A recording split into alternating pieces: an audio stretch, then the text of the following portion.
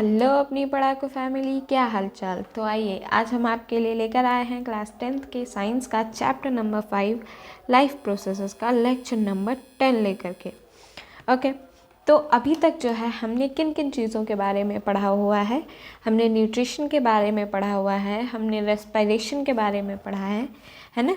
सो respiration, इसमें हम कहाँ तक पहुँच गए थे ये हम देखते हैं। कौन सा टॉपिक चल रहा था हमारा? रेस्पायरेशन। ओके, सो रेस्पायरेशन में जो है हम कहाँ तक पढ़ चुके थे ये देखते हैं।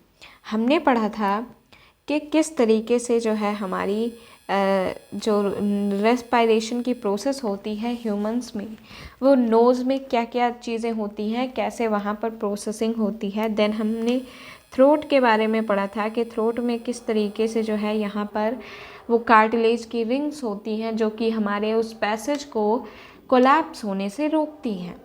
देन हमने लंग्स के बारे में भी पढ़ा था कि लंग्स जो होते हैं किस तरीके से वहाँ पर जाकर के हमारी जो ट्यूब होती है वो डिवाइड कर जाती है एंड वहाँ पर कितने सारे लाखों में करोड़ों में जो हैं छोटे छोटे इस तरीके से जो है यहाँ पर क्या होते हैं, हमारे एल्वेलाइज वगैरह होते हैं, है ना। अब एल्वेलाई क्या होते हैं ये हमने पढ़ा था कि एल्वेलाई जो होते हैं ये वो छोटे छोटे बलून लाइक स्ट्रक्चर्स होते हैं जिनमें क्या होता है, जहाँ पर हमारा जो गैशियस एक्सचेंज होता है वो काम करता है। ओके, सो ये जो है ये हमने कुछ आड़ा टेढ़ा सा जैसा हम बना सकते थे। हमने अपना ये जो लंग्स हैं इनका डायग्राम बनाया था। ओके, अब यहाँ पर जो है हमें कुछ आज के लेक्चर में हम कुछ आगे की बातें करेंगे। जैसे देखिए, हम सभी ने जब भी आपने कभी भी डायग्राम देखा होगा लंग्स वगैरह का, तो क्या होता है कि ये तो हमारे लंग्स हो जाते हैं, ठीक है। ये कौन से लंग्स हैं जो कि अंदर होते हैं। अब इनके ऊपर से भाई देखो, लंग्स जो होते हैं वो काफ़ी नाजुक चीज़ होती है, ठीक है। अगर इनको ज़रा सा भी मान लो, जैसे अगर हमारी चेस्ट पे ज़रा सा भी प्रेशर पड़ता है या फिर कोई भारी चीज़ या हैवी चीज़, जैसे मान लो आपको किसी ने मुक्का ही मार दिया, अगर हम इनका ध्यान नहीं रखेंगे, इनकी सिक्योरिटी की फ़िक्र नहीं करेंगे, तो फिर क्या होगा कि अगर किसी ने आपको हल्का सा मुक्का भी मार दिया तो उसमें भी आपके जो ये लंग्स हैं ये एकदम पिचक जाएंगे और एकदम जो है ये कोलैप्स कर जाएंगे और आप जो है आपका काम तमाम हो जाएगा। ओके, सो इससे बचाने के लिए देखिए, पहले नेचर जो है हमारी वो कितना ज़्यादा हमारा ध्यान रखती है। ओके, सो हमारी जो ये लंग्स की कैविटी होती है इसके ऊपर से इस तरीके से जो है एक टाई के नुमा हड्डी मौजूद होती है जिसको हम क्या बोलते हैं, स्टर्नम बोलते हैं, ठीक है, स्टर्नम। देन यहाँ से जो है छोटी छोटी रिब्स टाइप की निकली होती है, आपने देखा होगा ना, इसी तरीके से तो वो दिखाते हैं, इस तरीके से जो है यहाँ पर हमारी। आई नो कि मैंने मतलब इतना ज़्यादा सही नहीं बना पाया डायग्राम, बट हाँ आपको समझाने के लिए। ओके, कि इसके ऊपर से जो है, एंड सिर्फ ऊपर से ही नहीं, ऐसे पीछे से भी जो होते हैं यहाँ पर रिब्स मौजूद होते हैं जो कि चारों तरफ से हमारे जो लंग्स होते हैं उनको कवर किए रहते हैं ताकि उनको जो है कोई भी नुकसान ना पहुँचे छोटी मोटी चोट से, ठीक है। अब यहाँ पर एक चीज़ क्या आती है कि यहाँ पर जब लंग्स की कैविटी ख़त्म होती है तो उसके नीचे जो है एक इस तरीके से हड्डी मौजूद होती है। आई डोंट नो मैंने मतलब सही बनाई है या नहीं बनाई है, बट या ऐसे ही जो है एक मोटी सी बड़ी सी हड्डी मौजूद होती है इसी रीजन में, ठीक है, इसी रीजन में। तो उसको हम क्या बोलते हैं, उसको हम बोलते हैं डायफ्राम।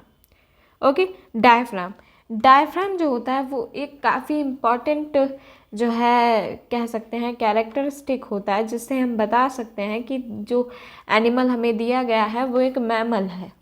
ओके, सो ये मैमल वगैरह जो हैं आप ऑलरेडी पढ़ चुके होंगे, अगर नहीं पढ़ा है तो आप जो है नेक्स्ट जो आपका क्लास 11th है उसकी बायो में डिटेल में पढ़ेंगे। ओके, सो अब हम बात करते हैं। तो देखो क्या होता है कि जब हम सांस को अंदर लेते हैं, अब हमने सांस को अंदर लिया है यानी कि उसको जो है हमें इन लंग्स में भरना है। अब इन लंग्स में भरने के लिए सांस को क्या चाहिए, जगह चाहिए ना।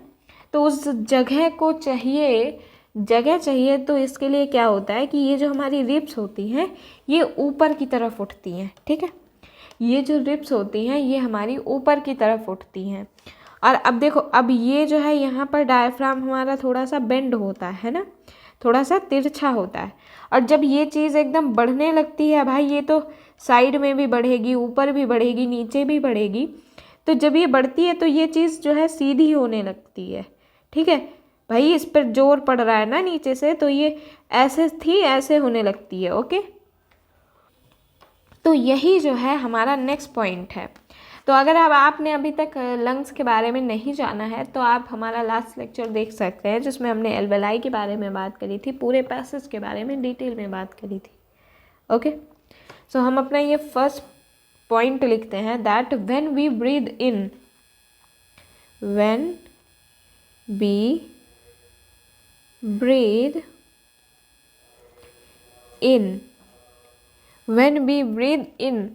अब ये जो व्हेन वी ब्रीथ इन है, तो जब हम सांस को अंदर ले जाते हैं, यानी कि जब हम सांस को अंदर भरते हैं, तो इस प्रोसेस को हम क्या बोलते हैं, इस प्रोसेस को हम इंस्पायरेशन या फिर इनहेलेशन बोलते हैं, ठीक है। क्या बोलते हैं,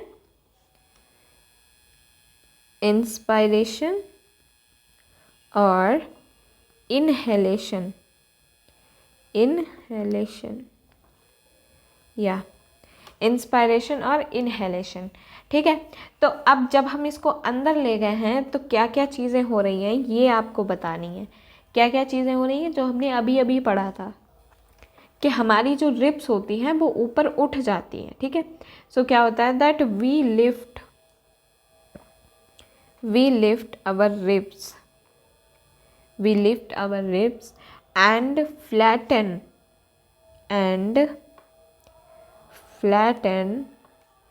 our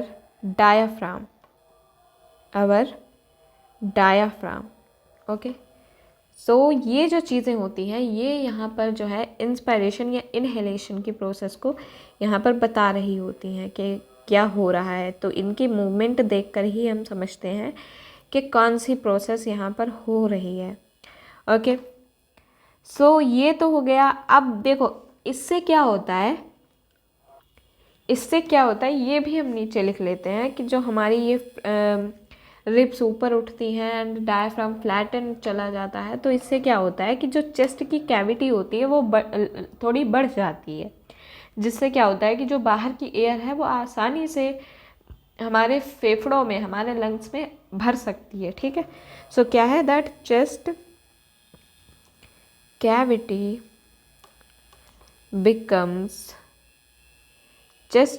becomes larger. So chest cavity जो होती है वो बढ़ जाती है, ओके। इसकी वजह से क्या होता है कि अब देखो बाहर तो ऑलरेडी इतनी सारी हवा है ना। अब हमारे लंग्स जो हैं अगर खाली हैं, उनमें काफ़ी सारी जगह मौजूद है, तो हवा जो है वो अंदर की तरफ जाने लगती है और क्या करती है कि एल्वेलाइज में भरने लगती है, जो कि एक्सपैंड हुए होते हैं, okay. So due to this air is sucked in and fills the expanded alveoli। अब देखो यहाँ पर सक्ड इन का क्या मतलब है कि वो मतलब ऐसा क्या है कि वो एकदम खिंची चली आती है। ऐसा इसलिए होता है क्योंकि हम भी ये चीज़ जानते हैं ना कि देखो क्या होता है कि जो गैसेस होती हैं वो हाई प्रेशर से लो प्रेशर की तरफ चलती है ना। अब हाई प्रेशर कहाँ पे होगा, आप अपना एग्जांपल ले लो, आप पर हाई प्रेशर कहाँ पे होगा। मान लो जैसे आप जो हो एकदम भीड़ भाड़ वाले दिल्ली मेट्रो की बात कर लो या हमारे मुंबई की जो है लोकल ट्रेन की बात कर लो, वहाँ पर दवा खुची में आप ज़्यादा मतलब सही से रहोगे या फिर आराम से मेट्रो की एक सीट पे बैठे हो, आसपास बस 2 ही लोग बैठे हैं, तो उसमें आपको ज़्यादा आराम रहेगी। बताओ, उसी में रहेगी ना जहाँ पर आपको कम भीड़ भाड़ होगी, आप आराम से रहोगे। तो जब हमारे एटमॉस्फेयर में इतनी ज़्यादा मात्रा में एयर मौजूद है, तो यानी कि बाहर प्रेशर ज़्यादा है।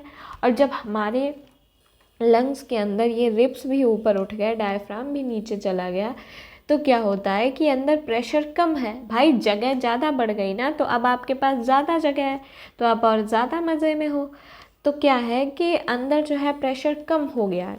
तो जब अंदर प्रेशर कम हो गया, तो बाहर की एयर एकदम कम प्रेशर देख के उसी तरफ भागती है। इसीलिए हमने यहाँ पर सक्ड इन बोला है। ओके, सो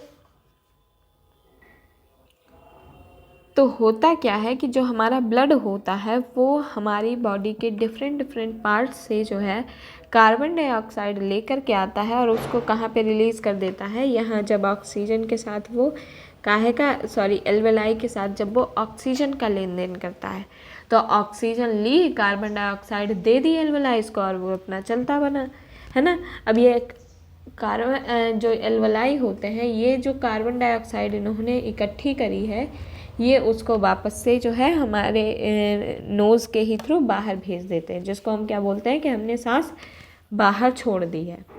ओके, सो ये जो है टोटल किसकी प्रोसेस होती है, रेस्पायरेशन की। अब देखो यहाँ पर जो है एक चीज़ और जानना काफ़ी ज़रूरी है। जैसे मैंने आपको बोला कि यहाँ पर जो है हम क्या करते हैं कि जैसे हवा अंदर आई, फिर क्या हुआ कि CO2 जो होती है वो हम बाहर निकाल देते हैं। तो इससे हमें क्या लग रहा है कि जब CO2 बाहर निकाल देते हैं, यानी कि जब हम सांस बाहर छोड़ देते हैं, तो क्या हमारे लंग्स में कुछ बचता ही नहीं है, एकदम मतलब खाली, कोई हवा नहीं, कोई गैस नहीं। ऐसा नहीं होता है, ठीक है। लंग्स जो होते हैं उनमें कुछ मात्रा में जो है हमारी एयर लगातार प्रेजेंट रहती है। अगर ऐसा ना हो तो हमारे जो ये लंग्स होते हैं ये एकदम पिचक जाएंगे।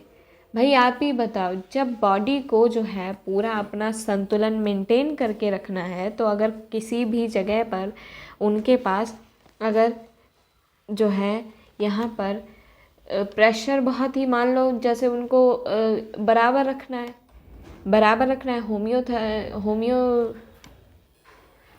होम्योस्टेसिस तो हम सभी ने पढ़ी है ना, कि हमारी जो बॉडी होती है वो एक संतुलन मेंटेन करके रखती है। तो अगर बाहर प्रेशर इतना ज़्यादा है और लंग्स हमारे एकदम खाली हो जाएंगे, तो फिर वो पिचक नहीं जाएंगे एकदम, और वो पिचक गए तो मतलब काम ही ख़त्म। तो इसलिए क्या होता है कि हर टाइम जो है लंग्स में, चाहे वो हवा बाहर ले रहे हो या अंदर ले जा रहे हो, उनमें जो होता है कुछ मात्रा में हवा जो है वो हमेशा बनी रहती है। ओके, सो उस हवा को भी जो है एक नाम दिया जाता है, जिसको हम बोलते हैं रेजिडुअल वॉल्यूम। इसको जो है हम अलग से लिख के ही डिफाइन करते हैं, दैट रेजिडुअल वॉल्यूम। ठीक है, रेजिडुअल वॉल्यूम। अब ये क्या होता है देखते हैं इसको। ओके, हाँ, सो क्या होता है कि during breathing cycle,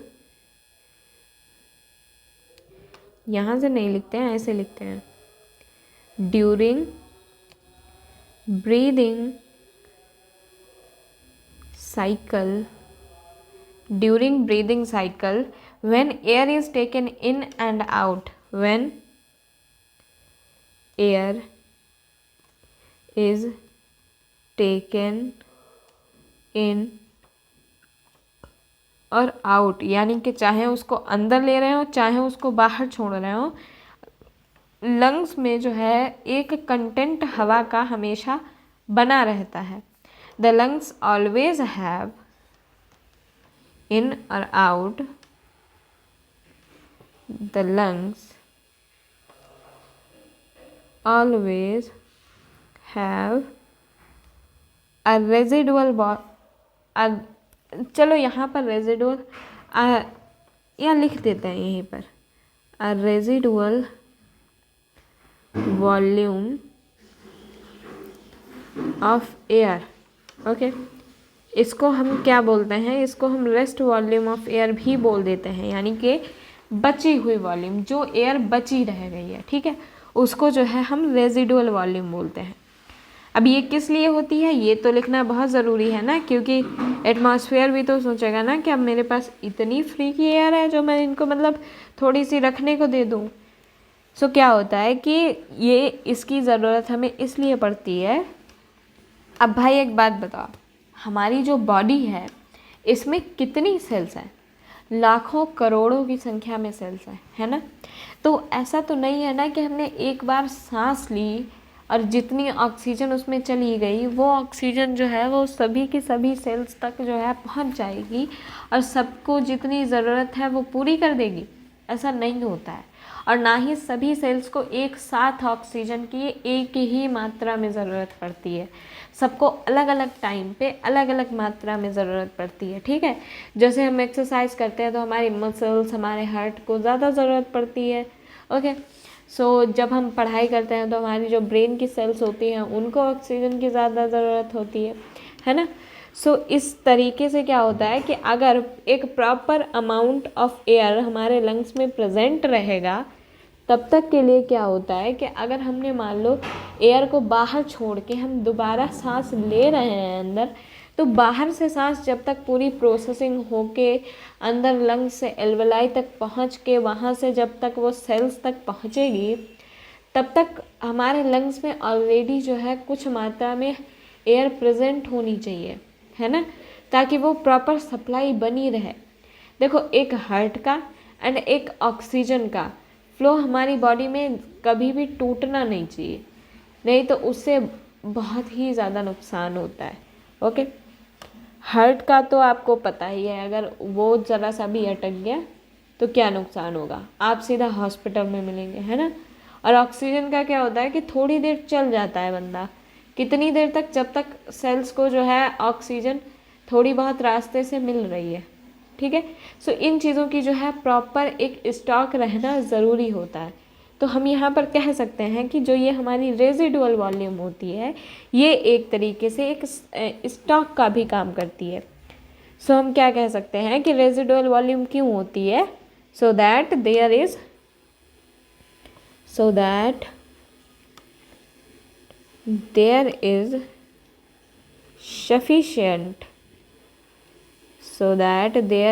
sufficient time for oxygen to be absorbed and for carbon dioxide to be released। यानी कि ऑक्सीजन को प्रॉपरली एब्जॉर्ब किया जा सके और कार्बन डाइऑक्साइड को प्रॉपरली रिलीज़ किया जा सके। इसके लिए जो है एक प्रॉपर अमाउंट ऑफ एयर जो है उसमें प्रेजेंट रहना ज़रूरी होता है, ओके। अब यहाँ पर क्या एक नया मुद्दा आता है कि चलो ठीक है, हम रेस्पायरेशन क्यों कर रहे हैं? मेन हमारा फंक्शन क्या, मेन हमारा लक्ष्य क्या है रेस्पायरेशन करने का?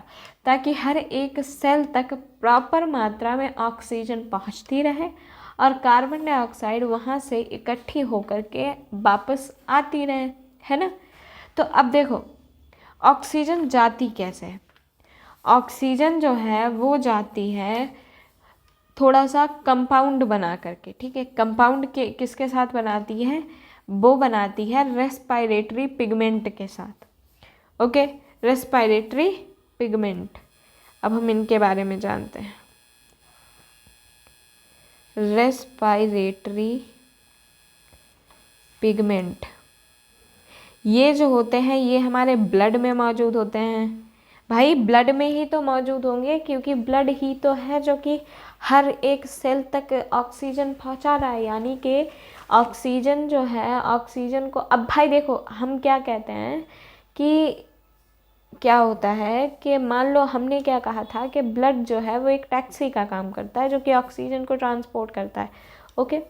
बट यहाँ पर जो रेस्पायरेटरी पिगमेंट है ये यहाँ पर उस टैक्सी के ड्राइवर का काम कर रहा है, ओके। ये ड्राइवर का काम करता है कि मतलब इसी के साथ जो है ऑक्सीजन बॉन्डिंग बना करके जो है वहाँ पर सेल्स तक पहुँचेगी, ठीक है। सो रेस्पिरेटरी पिगमेंट्स की बात करते हैं। सो ह्यूमंस जो होते हैं, ह्यूमंस में कौन सा होता है रेस्पिरेटरी पिगमेंट? हम सभी ने इसका नाम सुना है, ठीक है, haemoglobin. Okay, so in humans it is haemoglobin. अब हीमोग्लोबिन हम सभी को पता है कि ब्लड में पाया जाता है, क्योंकि जब हमें कभी बुखार वगैरह हो जाता है तो हम क्या करवाते हैं, जब ब्लड सैंपल देते हैं तो उसमें वो हीमोग्लोबिन की एक मात्रा लिख के बताते हैं कि आपकी बॉडी में इतने % हीमोग्लोबिन मौजूद है ना। तो ये वही वाला हीमोग्लोबिन है। इसका क्या काम होता है कि ये ऑक्सीजन को अपने साथ बॉन्ड बना के एक कंपाउंड बनाता है जिसको हम ऑक्सी हीमोग्लोबिन बोलते हैं। और ये ऑक्सी हीमोग्लोबिन जो है, चलिए मैं आपको यहाँ पे लिख के समझाती हूँ। ऑक्सीजन प्लस हीमोग्लोबिन, इसने मिलकर के कंपाउंड बनाया जिसको हमने बोला ऑक्सी हीमोग्लोबिन। ऑक्सी हीमोग्लोबिन, ठीक है।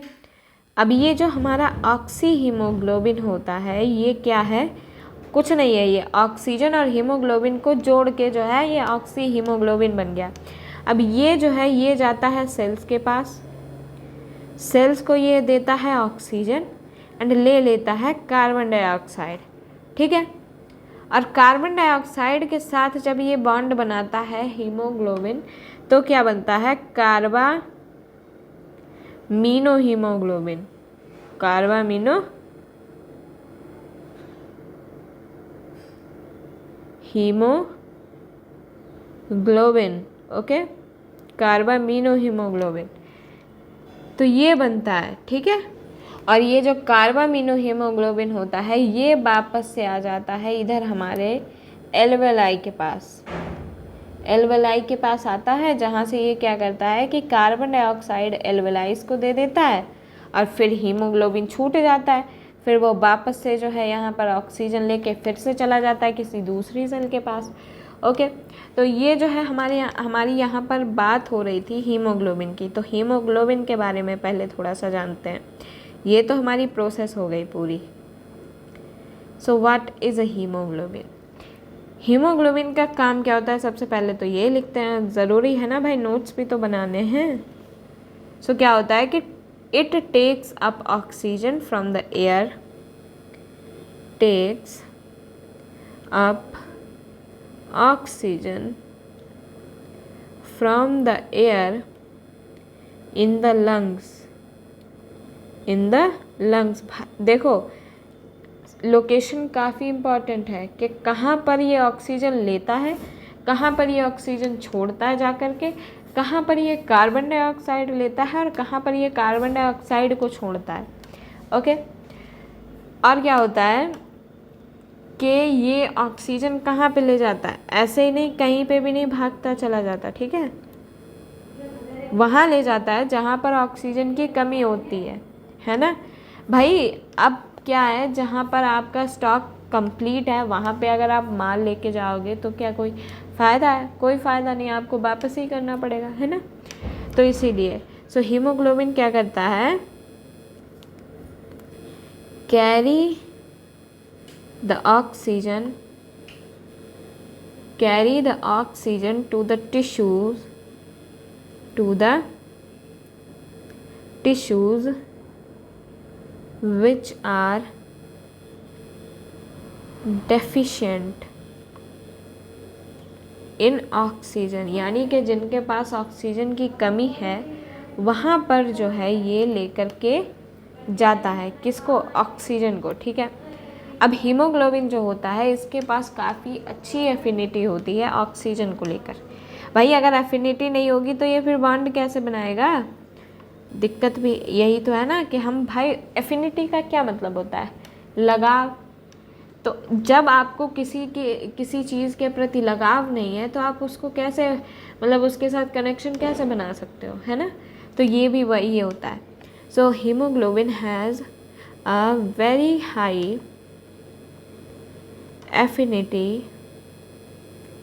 एफिनिटी फॉर ऑक्सीजन, ठीक है, काफ़ी अच्छी होती है। और ये प्रेजेंट कहाँ पे होता है, ये पॉइंट भी लिख देते हैं, प्रेजेंट इन द आरबीसीज। हमारे ब्लड में होते हैं ना, आरबीसी होते हैं, डब्ल्यूबीसी होते हैं, देन प्लेटलेट्स होते हैं, तो वही आरबीसीज हैं। कौन सी, red blood corpuscles, corpuscles, okay, red blood corpuscles में ये मौजूद होते हैं। तो अब भाई देखो, हमने ये भी बात कर ली कि क्या प्रोसेस होती है ऑक्सीजन को लाने की, फिर हमने ऑक्सीजन के टैक्सी की भी बात कर ली, कौन सी होती है, वो ब्लड होता है। टैक्सी के ड्राइवर की भी बात कर ली, ड्राइवर कौन सा था, ये रेस्पिरेटरी पिगमेंट था, ठीक है। अब ड्राइवर का नाम क्या था ये भी हमने पता कर लिया, हीमोग्लोबिन, उसकी सारी क्वालिटीज़ भी देख ली। यहाँ पर जो है हमारे रेस्पिरेशन की जो पूरी प्रोसेस है और उसकी जो जानकारी आपके सिलेबस में दी गई है वो यहाँ पर कंप्लीट होती है। अब यहाँ पर जो है हम एक बहुत ही इम्पॉर्टेंट मुद्दे की बात करते हैं, जो कि क्या है, क्या हो सकता है बताइए, स्मोकिंग। स्मोकिंग के बारे में भी तो ज़रा बात कर लें, क्योंकि बहुत ही ज़्यादा डेंजरस है ये, ठीक है। तो स्मोकिंग से क्या होता है, सबसे पहले तो ये जान लें। देखो, स्मोकिंग जो होता है ये मेनली क्या कॉज करता है, लंग कैंसर। स्मोकिंग से होता है lung cancer, causes lung cancer, okay, causes lung cancer. अब ये लंग कैंसर कैसे बनता है, देखो हमने क्या पढ़ा था कि जो हमारा ये इस तरीके से ये पूरा पैसेज होता है।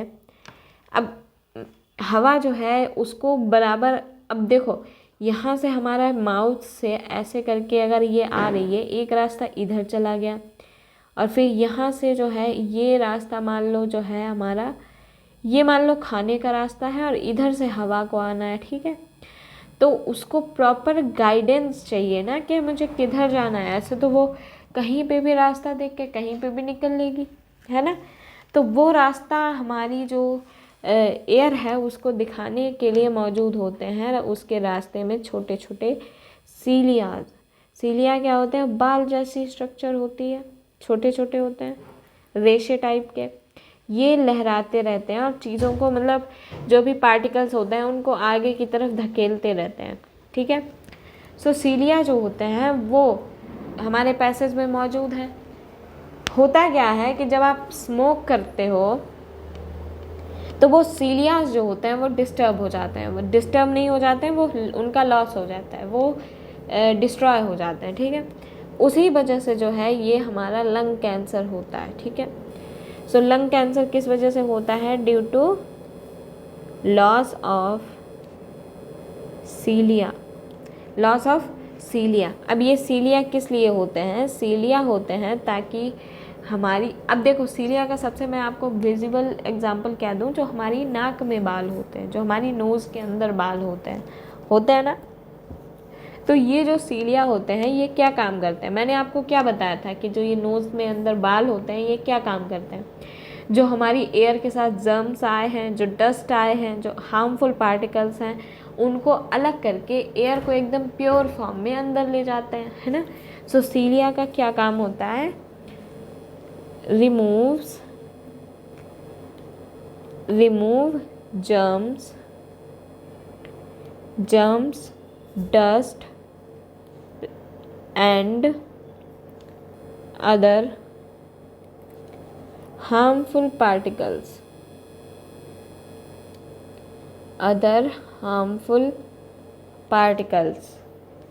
from inhaled air.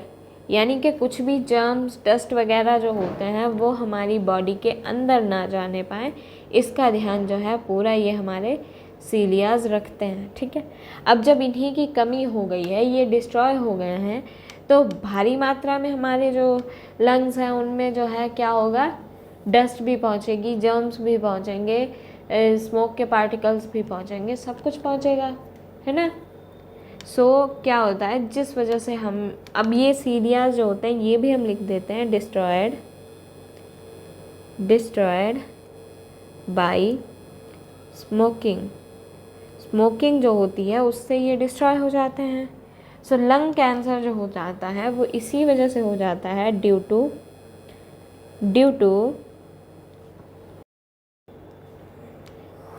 accumulation of germs, dust and other harmful substances